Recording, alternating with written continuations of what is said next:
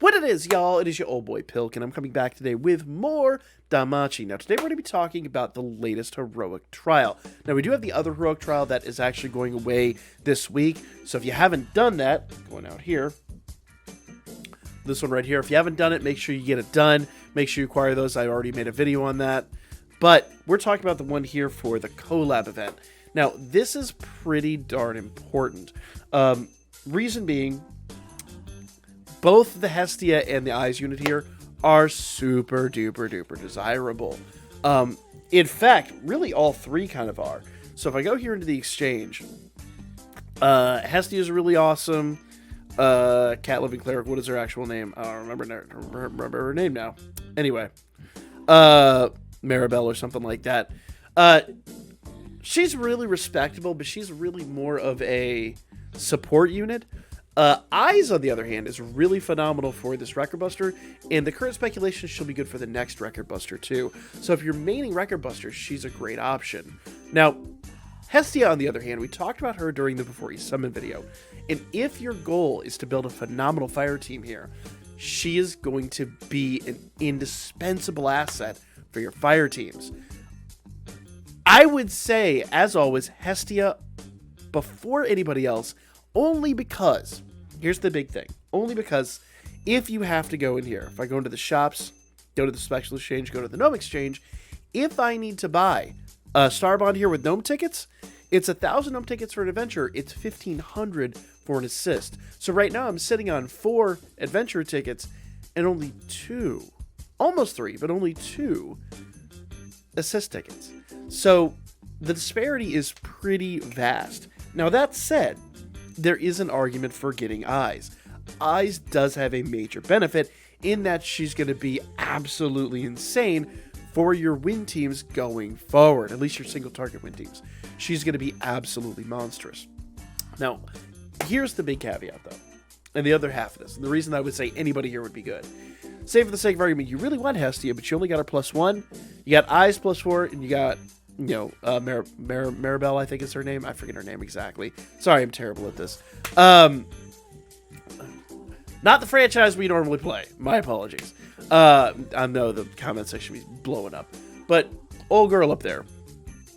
If you have her +4, you have like Eyes +3, and you have Hestia +2. Obviously, with her, if you're trying to max her out and you want that support unit, then it's going to be worthwhile. But realistically, in order of importance, 1, 2 for Eyes, only because she's going to be really good for Wrecker Buster, and then 3, but I really think that our support unit here at the top is going to have more utility in the long run. It's simply that I think she's still going to be functional. Being a support unit, she's going to be functional at +2, +3, versus any of these other units. Because the main thing is her counter healing and all that stuff, she's not really going to have any major deficits, aside from the fact she's going to be a little bit squishy. So, you know, and she'll be lacking a little bit of MP, but that even has its own reroutes. So if you really need the Hestia assist, do it. If you're building Record Buster, Eyes. If you have old girl up there, whose name I really can't honestly remember, my apologies, but our crossover unit from Another Eden, if you have her like higher and you want to max her out for whatever reason, it's not a bad choice. Now let's talk about this actual fight. Obviously, Fire and Dark are preferred in this.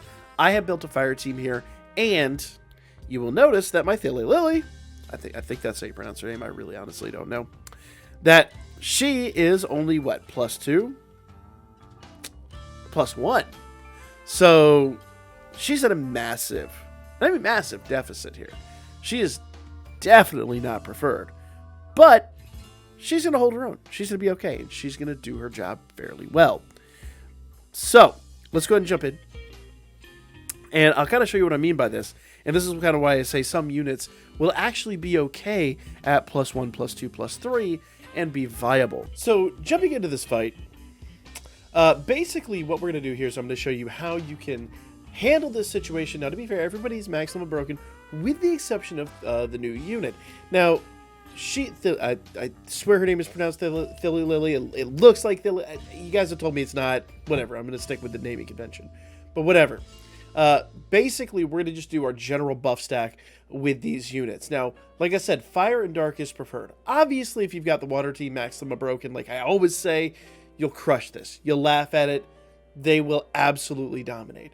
But end all be all, the truest fact of the matter is, she at +1 will have few problems surviving this. Now, to be fair, in all honesty, when we do run this, there are a lot of situations where Eyes, who will beef herself up and get pretty hardy, will specifically target her, because she is a single target unit, case in point. And when those hits happen, they don't feel great. We are going to rely basically on Haruhime's healing, health regen, and her counter heals. But all in all, she is going to survive. She's going to do just fine. Now, basically what we're going to do is we're going to spam skill 2 with her. We're going to do skill 1 for the main buff, skill 2 for all of her main hits. That is an AoE hit. Her single target is good. Her single target is a 70% buff to it. Notice that here's all of our current debuffs that are applied. Now, a couple of them fell off, but we're not really worried about those early debuffs. All they do is like debuff critical rate and counter rate and things like that, and that's not really going to be applicable to these fights. But I want to make sure all those get replicated. So we are going to do skill 3 with Haruhime, but first we need to get everybody else doing a little bit more counter, mostly Haruhime. So we're going to use skill 1 with Haruhime to improve her counter, improve everybody's counter rate. Also, it's going to give us a big heal because you'll see how low health she is. So that heal is going to be absolutely critical. Now, once again, we are going to basically be relying on that right there, the counter heal from Haruhime. That's going to be the big thing keeping Thilly Lily alive. Now, from this point on, Haruhime is basically going to spam skill 3, with the exception of when she has to hit skill 2 to replicate the... basically, her extra action will replicate the attack buffs, and we will need that. Other than that, we're going to build up a triple SA, and then we're going to triple SA with Haruhime, Aisha, and Thilly Lily. Now, here's all of our buffs in play. Nothing's looking like it's going to fall off anytime soon. Though with her, the one big thing that I will say, and I'm going to pause this real quick. This is pre-recorded. So with her, the one big problem that I did have is I let her extra action fall off. Turn 5, I should have rebuffed it. But it's not going to be an end of the world thing, because you'll see here in a moment, we're going to do a triple SA here on like turn 7. So it really wasn't critical to getting the S clear. Now, S clear conditions are very simple. Everybody has to survive, and you have to finish this within 9 turns. And even with her +1, you're going to see how hard she's going to hit here in a moment. She's, in fact, going to rival Aisha, who's already a really good hitter. So, remember, at +1, she's hitting as hard as Aisha is at max limit break. That should give you a hint as to how absolutely massive this unit is. Now, I would like to max limit break her, and I will work towards that, but at the moment, you know, it is what it is. I am not going to lose sleep over her current position. So here we go. We're going to do her SA. Now, I could SA with Elise, and we already know Elise is potent, but her SA has a big debuff, as you saw just a moment ago, and we need that debuff for every attack that's going to happen after these SAs. So Aisha's SA hits for a little over 500,000. Her SA is going to hit for 1.2. So there you go. And actually, we killed him right there. There are some situations where they slightly survive. It's not the end of the world if they do, but it's just that simple, guys. Build up the triple SA, let him go to town, and I can then literally just skill flow this bad boy. But if I'm totally honest here, the best way to handle this would just be to drop your skip tickets and kind of move on with your day. So hopefully you got your 15, 5 a day, unless you're doing the full course like I am. 5, 10, 15, however many that is a day. Drop those skip tickets in here, get this built up really quick, and as I said before, make your decision as to who you're going to acquire bond-wise appropriately, but also intelligently. You know, no answer is necessarily wrong, though personally I still maintain that that Hestia is a slightly better unit. So, that said, like, comment, share all the good stuff. Good luck on your runs. Let me know your thoughts in the comments section, and I'll catch you guys on the next one.